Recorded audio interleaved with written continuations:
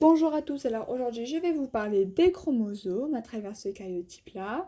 Généralement c'est une notion qu'on voit en troisième, puis en seconde, première et terminale. Voilà, donc là on voit que dans ce karyotype-là, les chromosomes sont rangés par paire. Hein, on le schématise toujours de cette manière-là.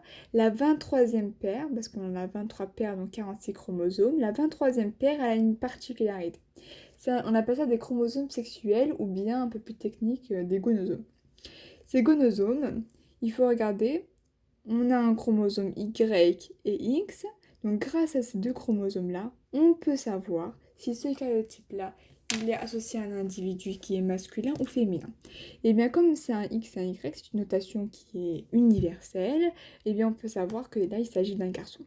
Ça aurait été une fille, on aurait eu deux X, X et X. Voilà. Donc on les voit, ils sont rangés par paire.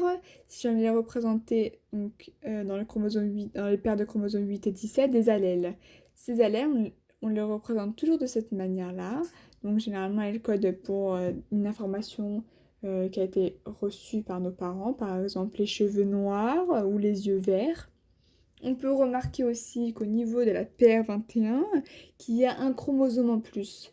Donc généralement, comme le corps il est très bien fait, le corps humain il est très très bien fait, donc quand il y en a un en plus, un chromosome en plus ou un chromosome en moins, donc comme toute chose dans le corps humain, quand il y a quelque chose en plus ou en moins, c'est toujours une anomalie.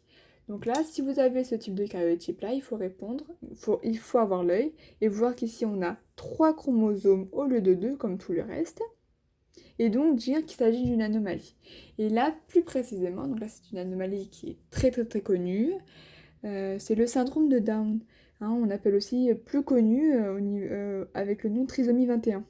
Voilà. Pourquoi 21? Parce que c'est au niveau de la paire 21. On a un chromosome en plus. Voilà, donc tout bête, c'est ça, trisomie 21.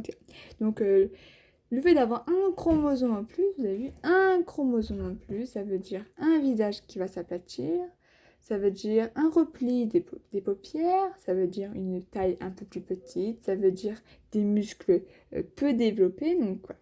Un chromosome en plus, ça peut faire beaucoup de... Vous avez vu un chromosome, ce que ça fait, hein? Ça ramène beaucoup d'informations au niveau physique comme mental. Hein. On peut parfois avoir un retard mental. Voilà. Donc ces allèles, je vous ai dit, elles codent pour la couleur des cheveux, pour la taille des pieds, voilà. Ces informations-là, elles sont héréditaires. Donc héréditaire, ça veut dire que c'est reçu par la famille, par les parents. Hein. Parfois, ça peut sauter aussi 4 générations, donc ça, je vais en venir à tout de suite. Donc c'est bien, donc héréditaire, c'est super, on reçoit des informations de nos parents, mais aussi pas que des bonnes choses. Hein. On peut aussi avoir des maladies, hein, comme des maladies mitochondriales, hein, qu'on reçoit de la mère.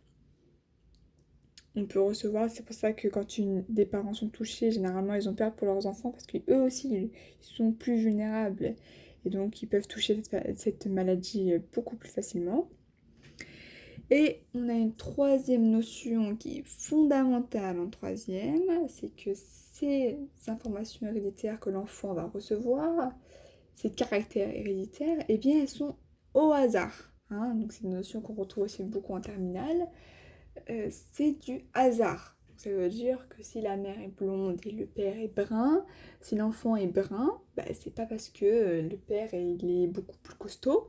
Non, non, non, c'est au hasard. Hein. C'est comme ça, c'est au hasard. Et si la mère est blonde, donc je reprends le même exemple, et le père est brun, et que l'enfant est roux, eh bien, il ne faut pas paniquer, il faut revoir l'arbre généalogique.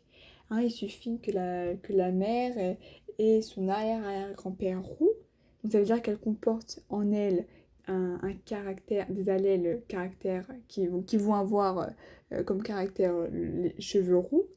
Elle va le transmettre à son enfant et c'est pas forcément des parents. Donc c'est quelque chose qu'elle a en elle qui n'a jamais pu être exprimé auparavant.